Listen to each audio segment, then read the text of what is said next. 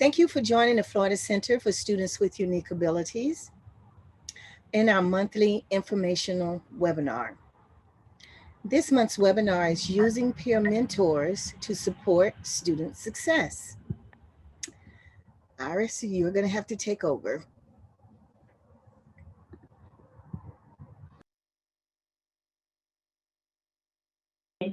I'm talking and they're not hearing. We want to welcome our speakers today, or for this month, and Dr. Gwen Carey from the Florida Atlantic University, and she is an instructor at the Florida Comprehensive Transition Program titled Academy for Community Inclusion.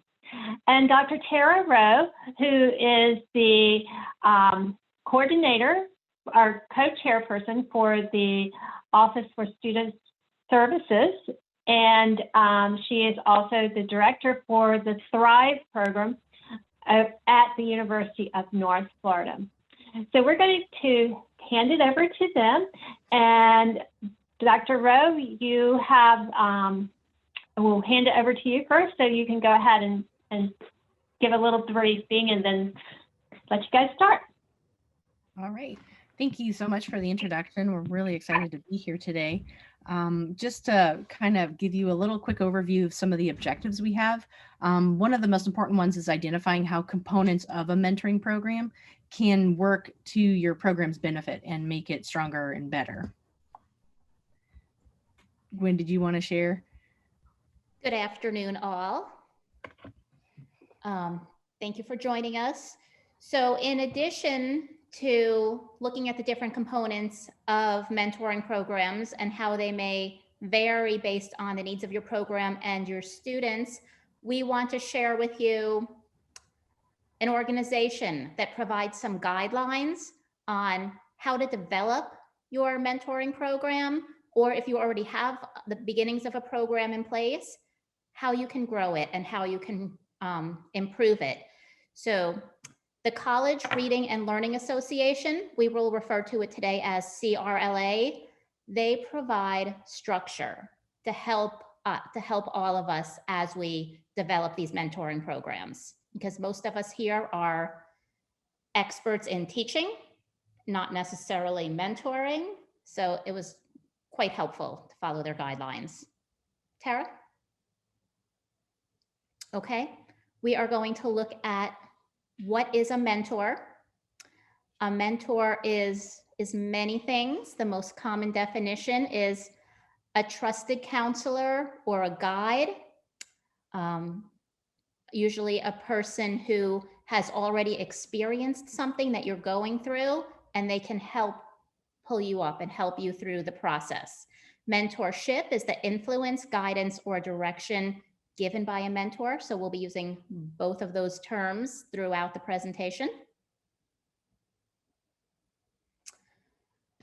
So Dr. Rowe and I, although we both have two CRLA certified mentor programs at our universities, our programs and the individuals that our programs serve vary greatly, as I expect the 35 people that are joining us today in this webinar, all of our programs, all of our students are a little bit different and have some different needs.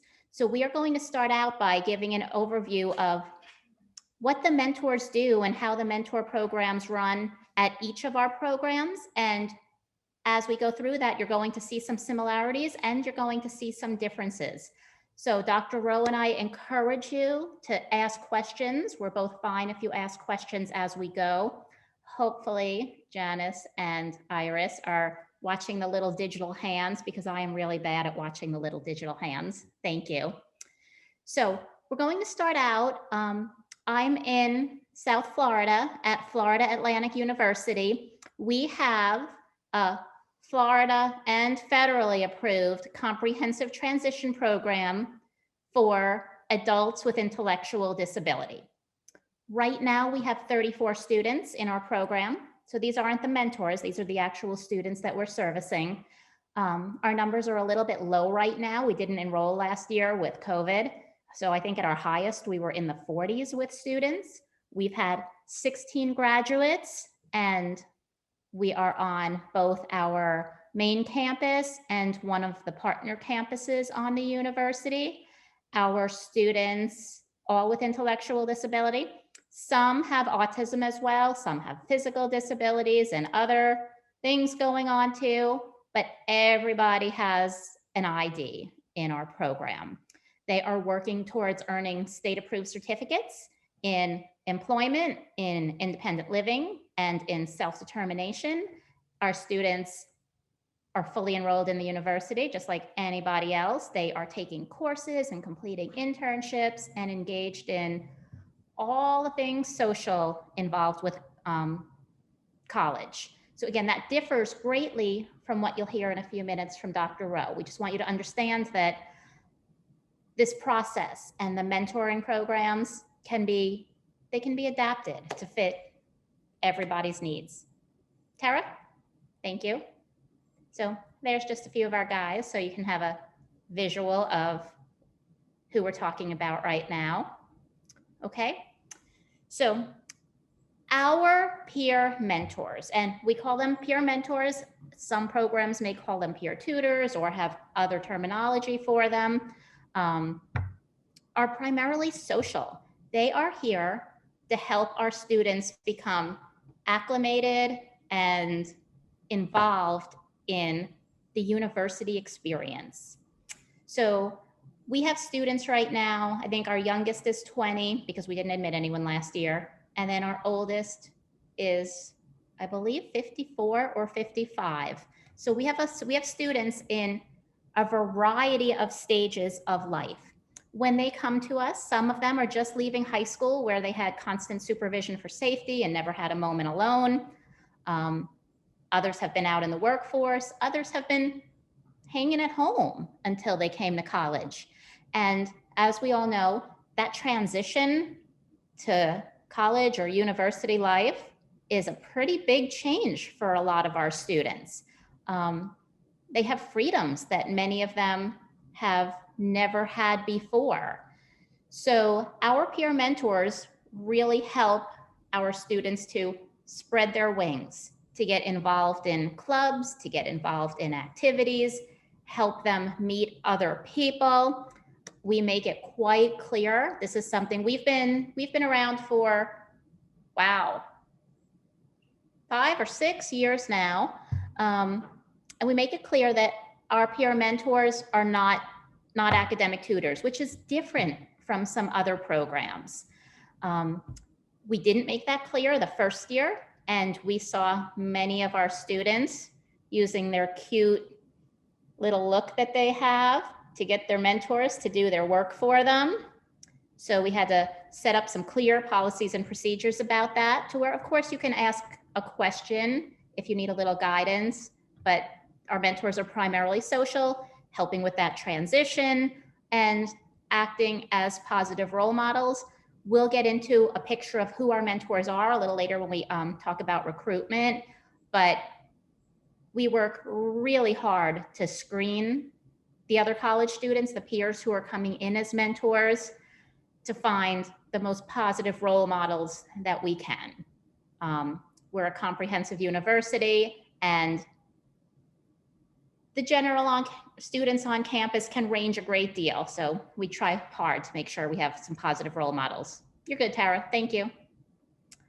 Okay, so we are on to recruitment. This is something that we have heard from many people at universities in the beginning of their mentoring program that they struggle with, is where do we get mentors from? So I will tell you, our first year or two, it was a challenge for me. In addition to being an instructor, I run the mentoring program, and it was tough. I'm on the satellite campus or the partner campus, which is a smaller campus. There are limited people around, and it was tough. I had to work with instructors, have them advertise, work with Student Life, some of the different colleges. They would share info in their newsletters. However, that is not something that I need to spend time doing anymore. About 2 years into the program, recruitment started happening naturally. So when we were new to the campus, nobody knew our students were there. And when they did see our students, many of whom their disabilities are rather visible, they didn't know why our students were there. So we did have to recruit. But after our first 2 years, I had so many friends of former mentors coming that we actually had to start not hiring everybody. We could start turning people away. So when it's time to recruit now, I send out an email to my current folks saying, ooh, we're gonna have a big influx of students next year. Do you have any friends who you would recommend or who may be interested? Send them to me. So that's gotten much easier over time. Again, feel free to ask questions as we go. It's a lot of information. Okay. Training is a key part of this, and this is where the CRLA guidelines and certification, which we will get to in a little bit, are going to come in very, very handy. Training is what they provide like a skeleton outline of. And that is what both Dr. Rowe and myself have used to develop or enhance our trainings to make sure we were really meeting the needs of our students, the needs of their mentors, and the needs of the university, things that needed to be known. So after new mentors begin, there is a rather lengthy initial training. It used to be in person, and I prefer it in person. Obviously, right now it's not in person, but where we would get together and have a very long training, a very long meeting about the expectations, not just the expectations of the mentors, but the expectations of the students in our program. What are our students here to accomplish? And then we'd move on to the expectations of the mentors. How can they help support our students in reaching their own goals? Then after, yes, ma'am. We have one question. Are mentors paid or volunteer? So our mentors are paid. They are, and I will get into more detail about that in 1 or 2 slides, but ours are paid. There are other ways other than actual money to help with that though. So after our initial training, I really enjoyed when we were in person and I had the ability to meet with my mentors once a month on campus. It was a great time, not only to share more information about training topics, but for collaboration, for the mentors to be together and learn from each other. They've had great experiences. They've had challenge experiences with their mentees. And when we would meet in person, they would really work those things out collaboratively. Right now, we're doing everything virtually, and just like everything else, we're making the best of it. But I do feel like there's some of that camaraderie that's missing right now. Tara? Okay, here we are. This goes back to the question that was just asked. Our mentors are undergraduate university students. The majority of them are 18, excuse me, to 23 years old. They are fabulous young people who have been screened, who have gone back through background checks, who want to do this. However, we noticed early on that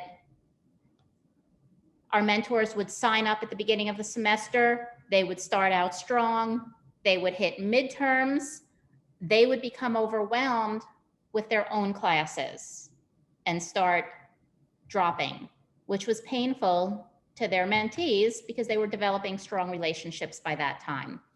So finding a way, not only an incentive for recruitment, but to retain your mentors over a period of time is important. So we are very lucky, we're fortunate. We are able to provide a semesterly stipend to our mentors. We are grant funded right now. Our students do pay tuition, but one of our grants is we're able to use to provide stipends to our mentors. So in the beginning, that is a very motivating factor to them. And they receive their stipend at the end of the semester. So they have to stick it out and be consistent throughout the semester and meet all of the requirements that we ask of them. In addition to money, many of our students, especially in our honors college, are very, very, very motivated to earn the CRLA certificate that they get if they mentor with an approved program and go through the entire training process. It is a fabulous line on their resume for grad school. That is something that they work for. Yet the most important part, which doesn't happen for every mentee-mentor pair, but for many of them, it really, really does. The amount of matches that we see developing true friendships, meaningful friendships, has been amazing and touching. So I've been in planning meetings all of this week. This morning, we had one student, well, we've had many students, but one young man had his planning meeting, and in his Zoom meeting, he had a former mentor who I don't think has been his official mentor for a year and a half, maybe 2 years now. They are friends, and his friends still joined him in his planning meeting. So that's not necessarily something to put out there in the beginning to help recruit, but it's an outcome that we found that's pretty awesome. So here's a few of our mentors and mentees doing some cool social activities.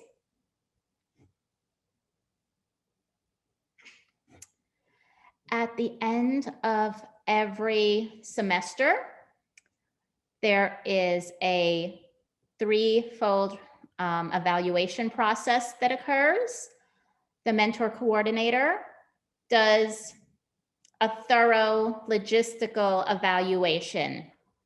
Did the mentor meet with their mentee the appropriate numbers of times? Was their communication effective? Did they do all of the things that they were required by us to do? And that's almost always pretty darn near perfect with our mentors. The ones that I find even more meaningful, that we've actually used for some research down the road, was the mentees and the mentors both complete reflections on their experience. The mentees reflection asks about what they think they learned from their mentor, what they would change if they could change something in that relationship, which they can, but to think about that. And then the mentor reflection is similar. We ask them the obvious question of, what do you think your mentee learned from you? But then we move into, what did you learn from your mentee? Because this partnership goes both ways.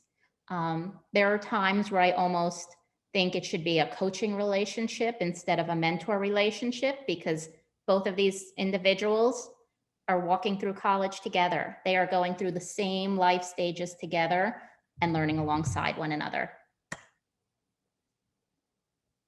Oh, one more thing. We've had many of the same mentors for several years.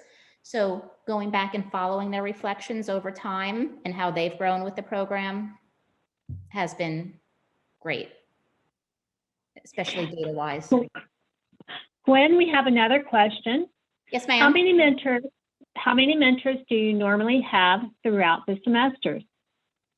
Thank you, Iris. So we are low right now because we're all virtual. Typically, we have about 20 mentors during a semester. And the way we organize them is we have new students come in in August of each year that there's not a pandemic. So each of our newly admitted students typically starts with a one-on-one mentor. And the mentor is expected to spend approximately 20 hours a month with their mentee. And then students stay in our program for some time. So as a student moves through the program, they typically don't need a one-on-one mentor anymore because they have made so many friends naturally. And then we have a 2-to-1 or a 3-to-1 ratio. Okay, so I see this question, Iris, I'm paying attention. We will get to the CRLA process shortly, I promise. And the grant we have to pay them for is the grant that we were able to start our program up with 5 years ago. It's a grant from a private foundation. But I know Tara will have some different experiences to share in just a moment, and everything that I'm sharing can be done a little bit differently depending on your means and your needs. Okay, go ahead, Tara. Sorry, I'm going fast. There's so much. Oh. No, that's okay. And I appreciate the questions because that's what exactly what Gwen and I were hoping for. Based on questions, we can target or elaborate more based on what information you would like. So absolutely, I know I appreciate questions. So thank you, Gwen. I'm gonna jump right Tara, in. to interrupt you a little bit, and you can answer this, and Gwen, you can also answer it. One question was, are your students residential? So you all can answer that. So my students at FAU are not residential at this time. We hope to have a residential plan that is in our growth plan, but we do not right now. That's a great question. For the Thrive program, we do offer residential. We actually have our own living learning community for Thrive students that they can choose to live in. And then we have students who are not residential. Now I'm a little bit discombobulated. I have to do something with the speakers panel because it's over my slides. Okay, so Thrive is a transition support program for degree seeking students who have a diagnosis of autism. And so it's a little bit different than what Dr. Carey was sharing about her program, her peer mentoring program supporting students with intellectual disabilities. So the Thrive programs at UNF, we've been there since 2012. And right now, this semester, we have 60 students who are receiving our core supports, which include executive functioning class, one-on-one peer mentoring, study hours, and special topics where we work on assigned in different topics throughout the semester. And then we have about another 70 or 80 students who participate in more of the optional elective parts of the program. So if they want to attend a social event or a career event that's not necessarily required for them to participate in, but they may choose to. We have had more than 120 students graduate from Thrive since we started. And I should emphasize that these are students who've graduated with a matriculating degree. So they've earned a bachelor's degree, a master's degree. We have 2 students who are right now working on doctoral degrees. And again, these are all students who are registered with our Student Accessibility Services Office. And so they have that diagnosis in order to participate in the Thrive program. So the Thrive program itself stands for Transition to Healthiness. Yeah, oh, I just saw that. Resourcefulness, independence, vocation, and education. And there's no cost to the student to participate or receive Thrive services. The students are enrolled and paying for tuition, and they have student fees that are that go in with their tuition, but there's no additional cost to participate in Thrive. However, they are required to be registered with our campus accessibility services office with that diagnosis. And that's really the same requirement for students to receive academic accommodations. And then in order for them to participate in the Thrive program, they do need to complete an application and an interview. And then after everybody's on that same page, the student has the option to participate. So even though they go through every step and they apply, they interview, it's still really important that the student decides whether or not they would like to participate in the program.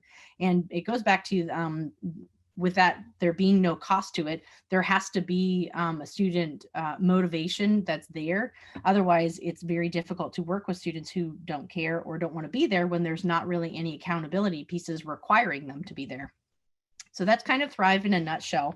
I really wanted to spend more time talking about the mentor program pieces of it, because I know that's our topic for today. And again, please feel free to ask questions, because there's always so much that goes into this that I tend to fly through my slides, and so there's lots to take in.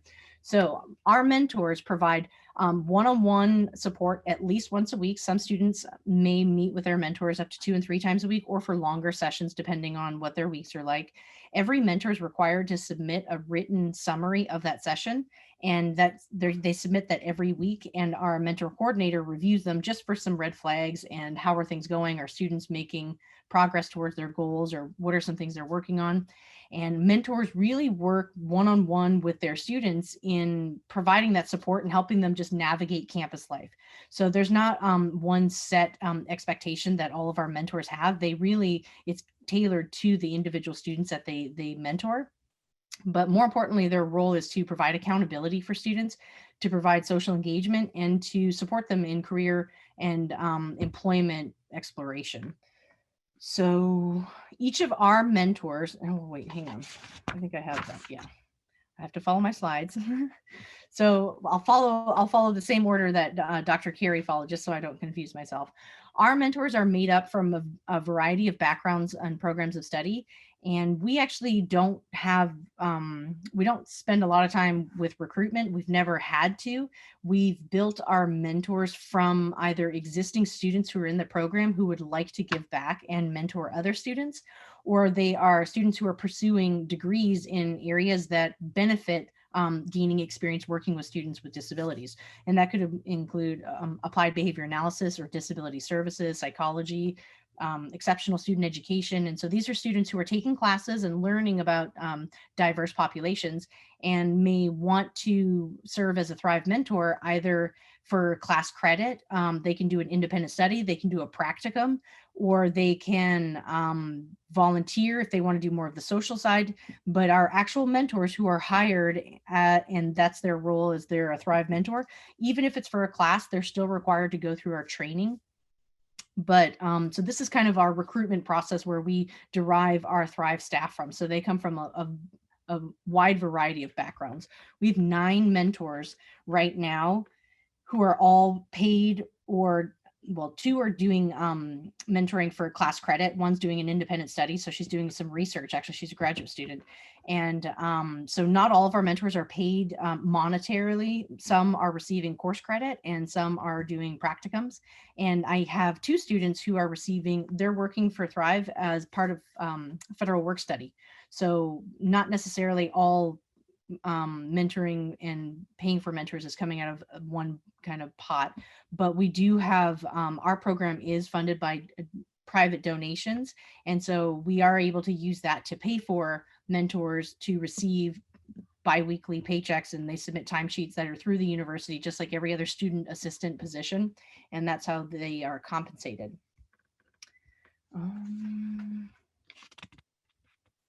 So here's where I kind of wanted to jump in, because if anybody is interested in submitting the CRLA application to become a certified program, if you were anything like me, then believe me, I understand how daunting the application is. It took me 2 years to submit my application, because every time I sat down to work on it, I got really busy and it was just one more thing that I forgot to do, or I just kept putting it off.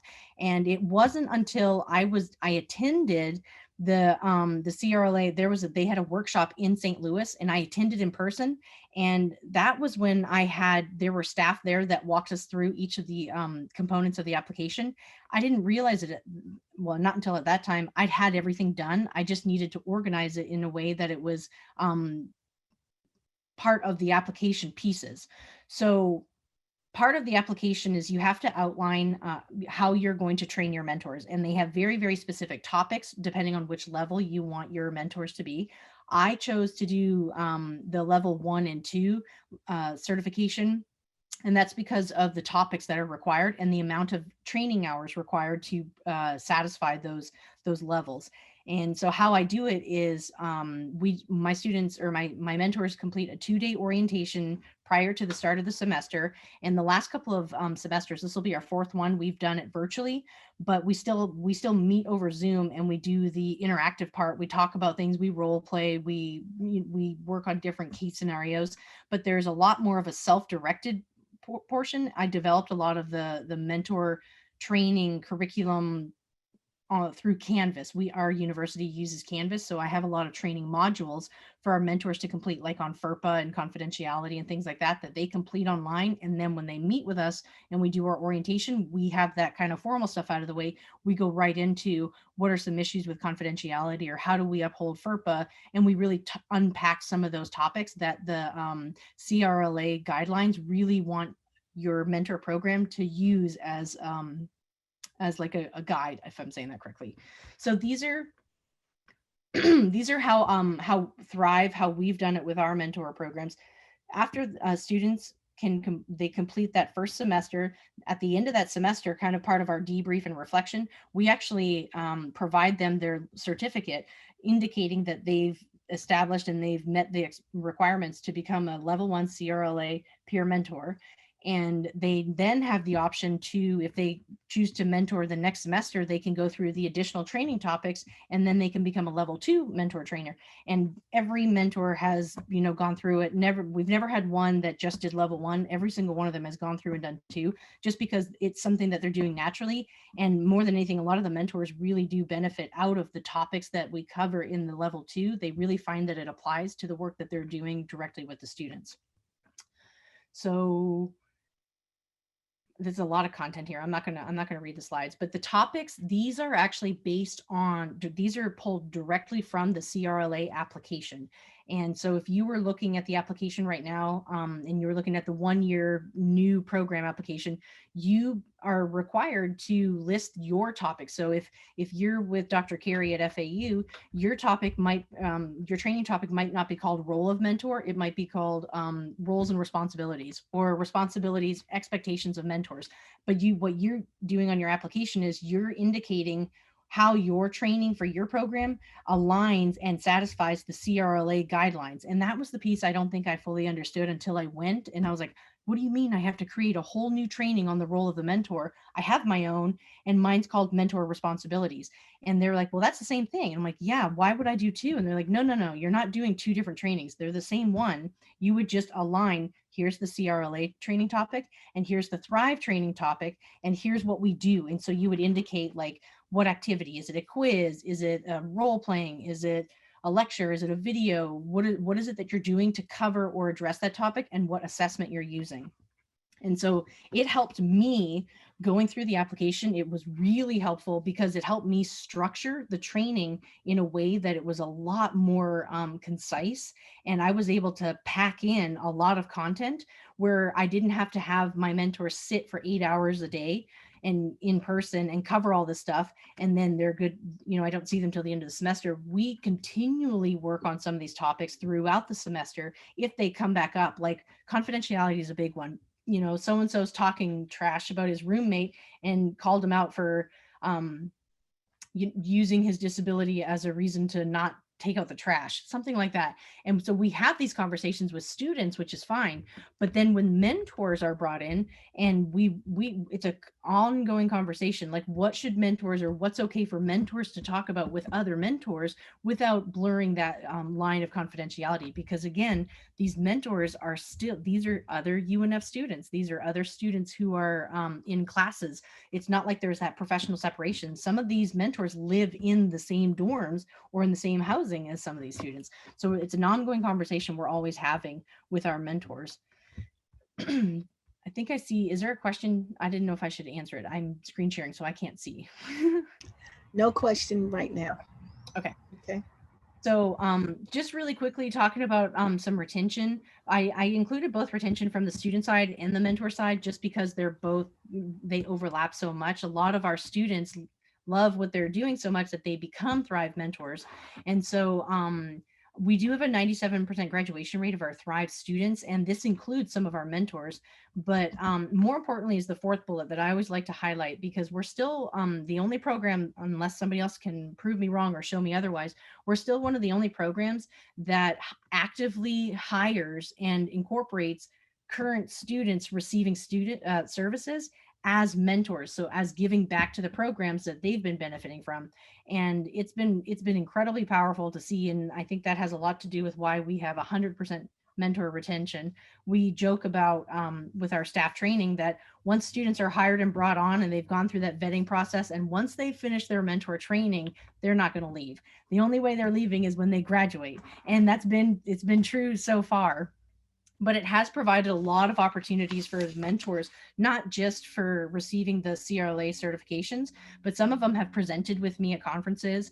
And I just did a presentation at NASPA with one of my mentors, and she was asked to be interviewed based on her role as being a peer mentor. And it was really cool for her to be able to make some of those connections. And she even referred back to our training topics, saying, I felt really prepared to do what I needed to do to support my students because we were given all of the tools and resources right from the beginning. We just didn't know what we needed at that time. So it was really cool to kind of have that affirmation that all that work and time put into those modules were were not in vain. Just to kind of clarify, though, our mentors are paid. They are paid like student aid positions, and I think I think that's all I'm going to share for retention. Let me jump to evaluation. So for our evaluation, aside from the mentors submitting their weekly session notes, so one mentor might have 5 students assigned to them, and they might meet with their students 2 to 3 times a week. So for every session that they have, they submit a written summary. It doesn't have to be long, but it's just enough for us to kind of track hours, and then also to track progress on goals that students are working on, and whether or not there's some red flags happening. And we see that a lot more towards that midterm point or that midpoint of the semester when stress starts hitting. And it's really important for our mentors to have that same accountability. And so they do submit their weekly sessions, but then at the end of the semester, mentors will complete like their end of semester survey, which will include, was I able to meet with my students? Why not? And do I feel like I supported my students? And it's really cool to see that feedback, because I can use that when I'm addressing or when I'm updating and revising my mentor training topics. I can incorporate and pull from that feedback and plug it into the very next orientation or training that I have while it's still fresh. So, in less than 2 months, we'll get ready and do the next orientation, but I can use this end of semester feedback to start tweaking and addressing some of those things that the mentors are, sharing and reflecting on. The students also complete their end of semester survey. They do one survey on the whole program, but there's a section and there's questions within that survey that address mentor supports. So, did your mentor support you in meeting your goals this semester? Why not? And we really want students to take ownership. And it's always fun to see some of the responses. Like they'll say, no, they didn't help me because I dropped the ball, or I gave up on my goal, or they'll take ownership. Like it didn't work, but here's why. And it's a great experience for students to see that, but for mentors to be able to see that what they're doing isn't always, unnoticed.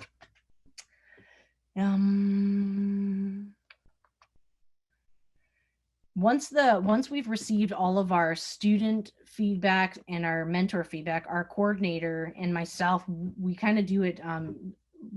He'll review it and I'll review it, and we review them together, because we really do want to highlight some of the overlapping themes that we're seeing with, and I see it more with the training topics, like how do we support students who are feeling really stressed and overwhelmed? Because our mentors aren't licensed mental health counselors, but they are the very first person that students will call or reach out to when they're feeling overwhelmed. So being able to provide resources and have things more accessible to our mentors helps them better connect students to those resources without feeling like they need to step in and become a counselor or become that resource for them. So we review that, and we provide, then myself and my coordinator, we actually meet with the mentors, and we meet with them one-on-one, and we provide that feedback with them during our end of semester, or we call it debrief, and we talk about it. you know, and we talk about more than anything, the mentor responses too. Was I able to meet with my student? Why not? And we talk about it more from a programmatic standpoint, because it tells us we need to make sure Susie doesn't have as many students next semester, because every single one of her students, she felt like she wasn't really supporting them as best she could. And we need to talk about that. What does that look like for Susie, and how is that different from Johnny, and things like that. So yeah, and from the CRLA, the application standpoint, once you submit your application and you go through your mentor training and what your program does, and you're approved, they kind of leave you alone. But what I've noticed, because I just submitted my renewal for 3 years, what they want to know is a program summary, and really the evaluation piece is where you as a program want to highlight what practices you're doing that are beyond that training, beyond that initial, this is how we train our mentors. How are you ongoing what's your ongoing evaluation of your program? Because that's going to tell you how to gear and train your mentors so that they're better mentors. And I noticed that, and that was something different from the renewal application that wasn't in the first one. So Gwen, you're back. Do we want to, I don't know if you need to step away or. Nope, I am good. I'm happy to jump in. Yeah, let's jump in. Let's talk about some of this fun stuff. Okay, so now we have an overview of just 2 of the many different programs that are out there where mentors support students with disabilities in post-secondary school. So now we're going to start looking at, I know there have been questions popping up throughout about CRLA, okay? So they provide the structure to help us create a comprehensive program. And the certification comes from that. There are benefits to having the certification. As I said earlier, some of my mentors get really excited by that line on their CV, on their grad school application or their resume. The university, for those of you who are at state universities, you know how much universities like additional accreditation and certification. So it's another little plug for your program. But honestly, more than the certification that you receive at the end, the guidance that CRLA provides for growing your program. So you have to already have a program in place for a certain amount of time. I believe possibly a year, but I would need to check on that before you apply for certification. But even if you're at the very beginning of the process, I recommend going and downloading their guidelines, because this is what will help you build a program. We already had our program in place when we discovered CRLA, but it wasn't as structured as we needed it to be. So using the guidelines from CRLA, we improved it. Tara, we actually had our 3-year recertification last year. So we went through the recertification process just as you did. And I also noticed that there were questions about what's went well and what hasn't went well, and how have you improved? So they don't want to see you being stagnant over time. They don't bother you, as Tara said. When you have your certification, they leave you alone for a year or 3 years or however long your certification is for. But then when you reapply, they want to see progress. Click or add. Sorry, yeah, so I actually have the CRLA pulled up, and I wanted to make sure I referred to it correctly, because we keep saying CRLA. So the College and Reading Learning Association, they have annual institutes, and that's actually how I was first connected to them, was through the Florida Center. They were holding a summer institute, and I was at the June Institute and learning about it. And Michael, the guy from Texas, was saying, yeah, there's a summer institute. I thought I was going to a workshop. Well, the institute itself is basically how to develop your own programs. They can be a peer mentoring program, or you can do a peer tutoring program. And I think that's why Gwen was saying that her program, her mentors are social, they're not academic. And that's because the CRLA does offer certification for peer mentors and for tutoring. And when I went to the Institute and I had indicated that I was, planning to be a peer mentor certified program, they had us split up into our tracks. tracks. So I went with everybody that was doing peer mentoring. And then there was a whole, I guess there was a whole nother group that they were all focused on academic tutoring. And that's how we kind of focused our sessions and our topics on our applications. And I have the CRLA information pulled up. So if you do have specific questions, we can absolutely try to answer them, because it is, I just remember it took me way too long to submit my application. I don't know why I kept putting it off.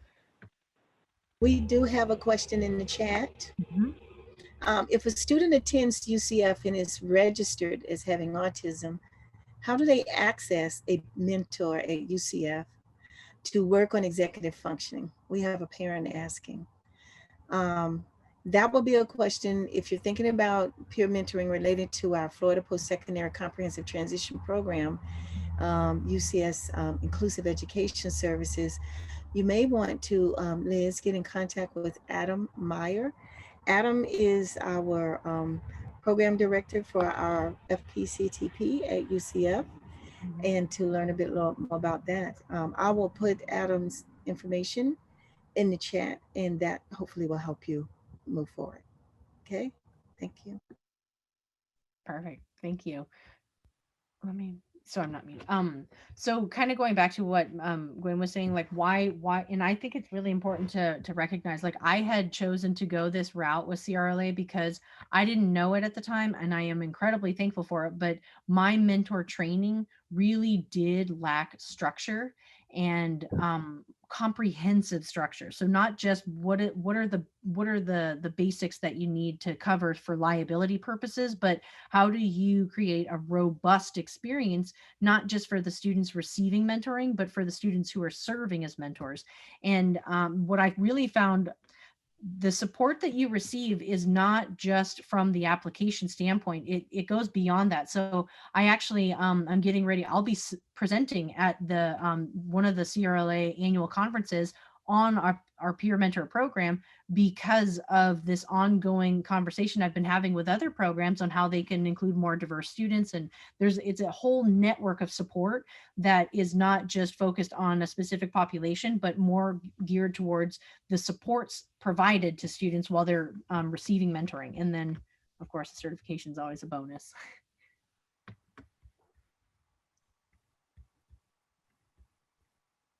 Right, Tara, do you want to click into CRLA so we can look at it? I can. I don't know if it'll let me do like screen sharing and show all of this. While I do that, do you want to stop sharing and look at here? Let's finish this then, and then we can go and look at it. What's that? Nothing. Go ahead. Well, I'm thinking.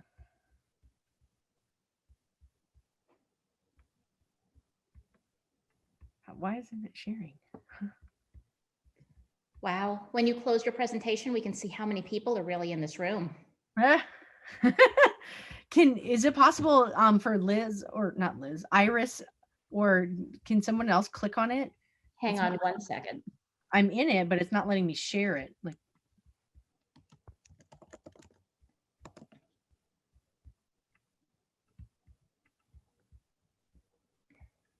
I'll put the link in the chat just so you have it in there.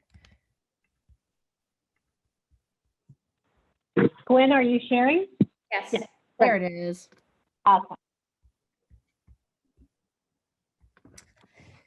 So this is the main landing page when you go to CRLA, the College Reading and Learning Association. And I will tell you up front that the information here is wonderful. The people are very helpful when you contact them. However, the information can be a little overwhelming when you first look at it. I know myself and many others have gone through it and thought, oh, maybe I don't want to do all of this. There's no rush. There is a lot of information, and you can take as much of the information out of it as you want to. Mm-hmm. You don't necessarily need everything. So up here under certifications, we have the two different types of certification. Tutor training, which I expect is fabulous, but I honestly don't know anything about it. And International Peer Educator Training Program Certification, which up until this year was peer mentoring. Mm-hmm. I'm going to go with peer mentoring because that's a lot easier for me to remember. Mhm. Right? So again, it's a lot of information. It takes some time to go through. Can you But click it is, on the application itself or the requirements? Because I think those were the two things that, yeah, so these are the different levels, and these are what's required within that level. And if I could recommend or suggest anything, it would be to not look at this until you have your own program, like what you're currently doing in your mentor training. It helped me that I had already had that kind of stuff outlined just because I'm a program director. And so I have that outlined, and then I could align it to this. But when I first saw this, it was really overwhelming, and I wasn't even sure where to start.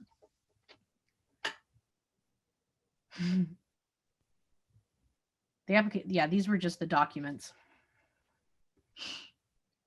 so there was one particular document that I found very helpful with all of the overwhelmingness. So right here in the application, it pulls everything together and it shows you everything that you need, the different components that you need in the training session. How are you training your students? What are the topics that are being covered? And then it has a list of required topics related to general mentoring and usually some legal standards. And then a list of recommended topics, kind of like electives. You're required to pick a certain amount of them, but you can choose which of those areas are the most beneficial for your population. And, you know, I bet that Tara and I probably have some similar topics and then some topics that diverge a little with our population being different. I'm putting in the chat the file because I noticed that it wasn't letting us screen share and show the file, but I just put it in. Okay, thank you. No, thank you.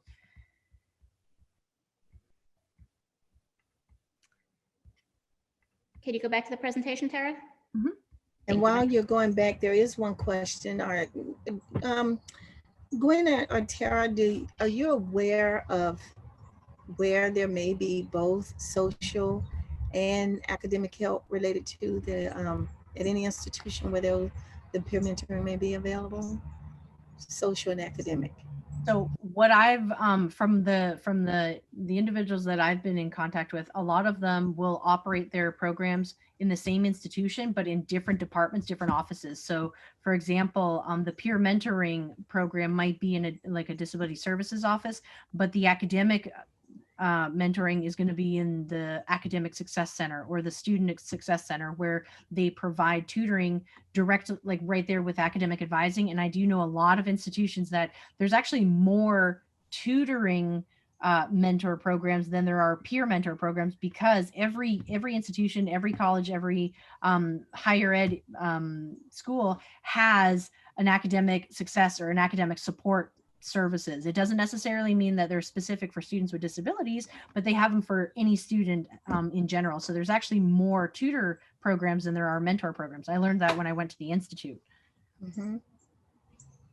I wonder if there's a list of programs that institutions that have certified programs. I don't know, on the website. When I asked, when I was there, there's not, because the CRLA organization doesn't they don't, what is the word?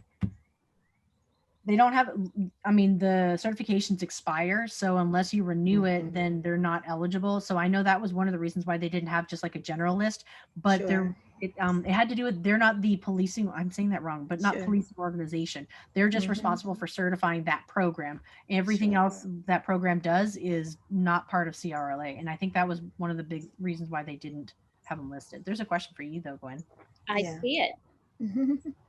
Did you want to read it so that everybody could hear it, Janice? Yes. Gwen, what is the criteria that has to be in order to be eligible for the stipend? And is it a competitive application process? So let's start with the second part of that. It is a competitive application process now. As I said in the beginning, it was the opposite of a competitive. It was me out there competing and searching to find enough mentors that first year or two. But now that's flipped, and we're at the point where it is competitive. Mentors or applicants for mentors, they fill out an application, a comprehensive application. They have references. We check with their references. We look at their background, their major, and they come in for an interview. They go through a level 2 background check. It has become quite a competitive process. To get paid at the end of the semester, they need to meet all of their requirements, which are laid out very clearly during that initial meeting or training at the beginning of the semester. Primarily, they need to meet with their mentee, whether it's now virtual or when it was in person, for an average of 20 hours a month. Now, if it's 19 hours in September and 21 hours in August, we're flexible.